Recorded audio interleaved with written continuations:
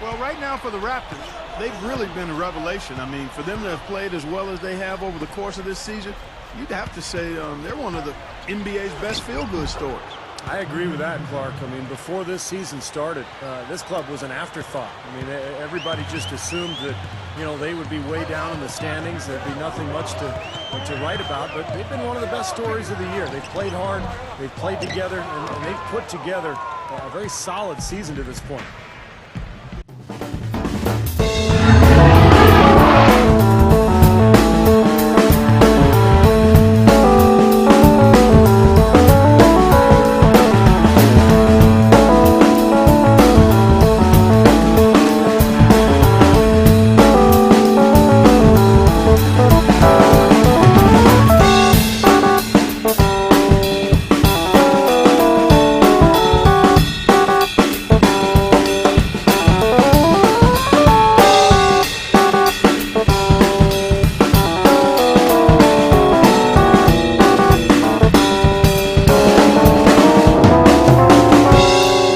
Hey guys, we're back after a long break, and we're playing Denver. I was gonna play the Heat, but the Heat arena was giving me weird graphic glitches. So we're playing against Denver, because I think we haven't played Denver before. Our starting lineup is completely healthy. We have Terence Ross coming off the bench at small forward or shooting guard position. And yeah, you know the starting lineup, so they're all there, and they're strong as ever, as you heard in the intro. I'm really happy with this team. I don't know, maybe I should do some trades to keep the series interesting, but I don't know, because I really like how the team is playing. So let's go into the game. Denver had like no chance against us. They didn't take the lead once. We were leading by 24 points at some time. But there were still 18 dunks as a whole. I think that's like the record number of dunks we had this series. And there were quite some flashy ones too. Yeah, our team as a whole played great. Again, I don't know why actually. I really don't know why. Because I was... you know, we took like a 2-month break, and I was always coming back to NBA 2K, like playing it myself. And you know, the series I'm doing right here, like the CPU thing, that's actually what I do like in private without recording too. So, and whenever I start a new association with some kind of team, I never accomplish what I've accomplished here. Even with editing like tendencies and fiddling around with the coach settings. Oh, look at that. Oh, what an awesome dunk. I really like that monster block from Fareed, then like the behind the back pass from Miller to McGee, and he just dunks it in. Yeah, what was I gonna say? Yeah, so I don't know why this is working out so well, because at the beginning of the series I was playing on Hall of Fame. And you know, even though when I play myself, I play on Hall of Fame because that's like the only challenge you get when you're like really when you're like not good at NBA, but you know, if you play it for a long time, you get good eventually. So, but if you play CPU versus CPU on Hall of Fame, it gets kind of unrealistic. So you get like people who suck. Making like threes all the time, or getting these contested shots, and you really have the feeling that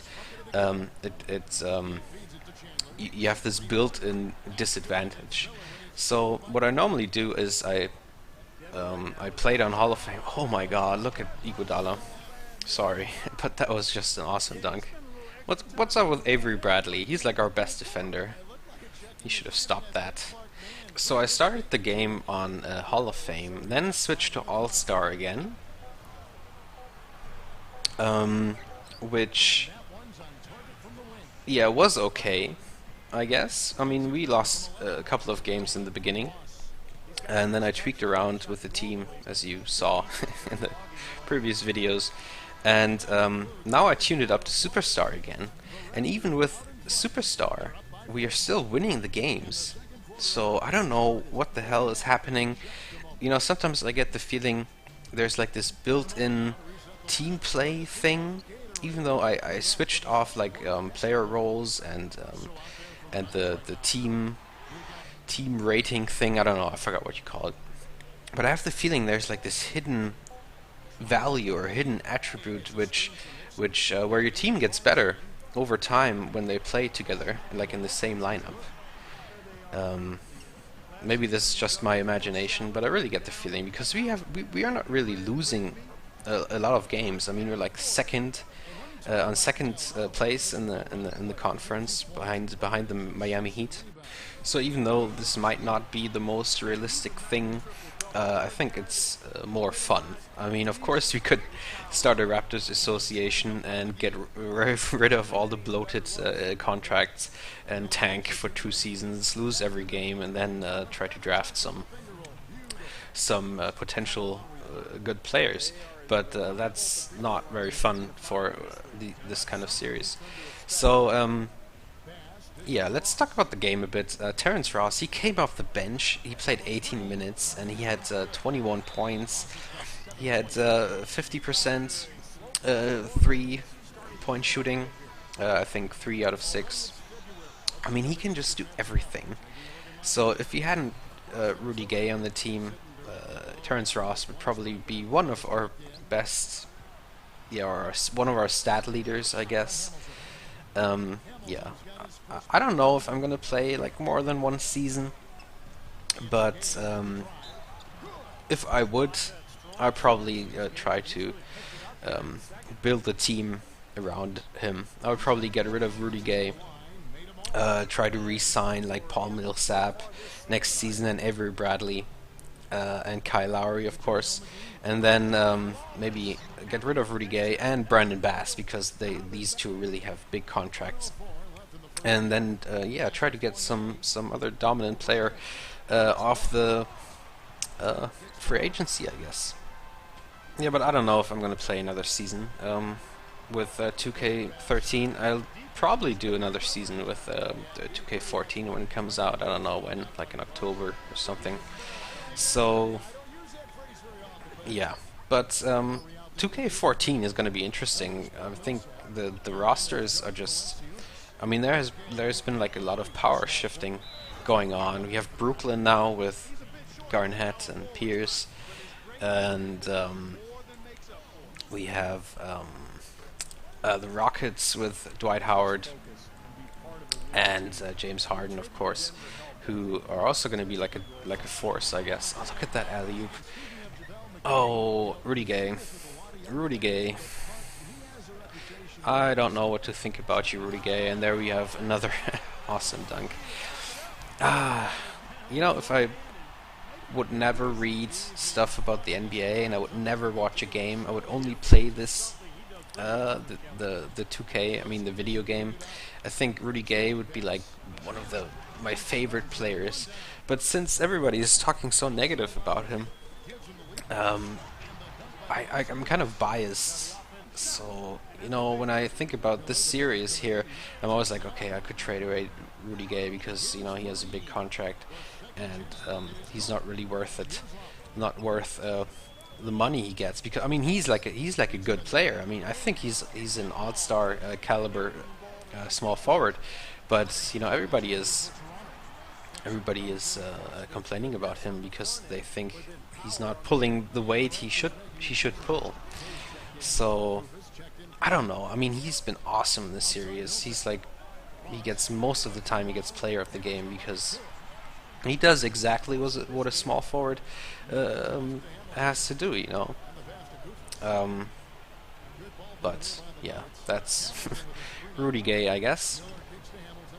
So yeah, I heard that the Detroit Pistons made an offer for Rudy Gay because they have a lot of cap space this season, but I think Toronto did not accept the offer. So yeah, I'm really curious how Toronto is going to play next season. I think they might tank and have a good chance at a high pick. in the next draft.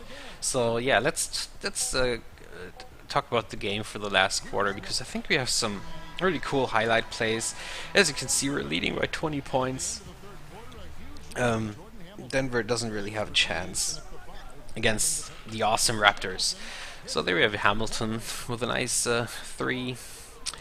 And oh, this is going to be awesome. We have Iguodala with the steal, and Hamilton, he just, oh my god, he dunks on Bradley, and Bradley actually falls. Yeah. You know, I don't really, I think I really like these highlight plays, and I don't get bad feelings when I'm getting dunked on, because if it's a nice, look at this, oh look at that no-look pass from Val to Rudy Gay, and he jams. You know, Val is always good for a surprise. And of course, Terence Ross makes his jump shot, because he's really, really awesome at that. Let's see what Rudy Gay is up to. Passes to Val, and Val dunks it in. Val has to work on his offensive game. I don't know if I mentioned that already. He's doing good defensively, but he's still struggling on the offense. You know, he really forced that shot, almost missed.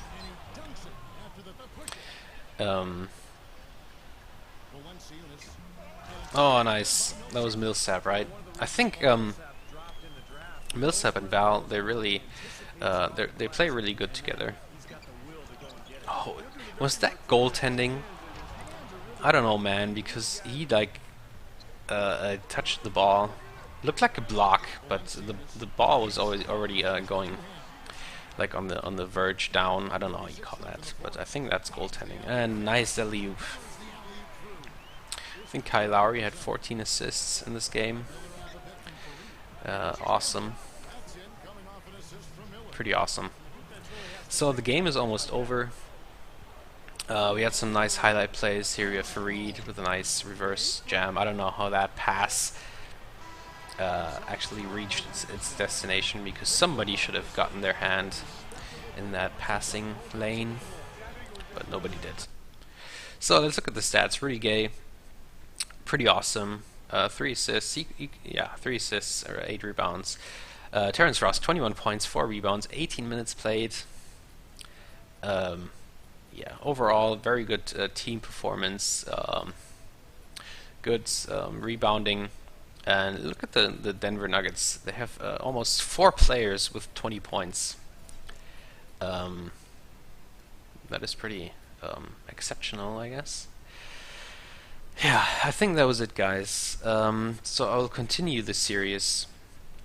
Thank you for all the feedback you have given me on the series, negative and positive.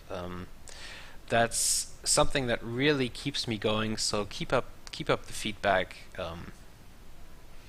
You know, I would like to have some sort of dialogue with you guys of how this series should continue. So if you have any possible ideas for trades and yeah, like strategy, team strategy, and of course what team you would like to see next lose against the Raptors. No, I'm just kidding. Yeah, just post a comment. So I'll see you in the next video. Goodbye.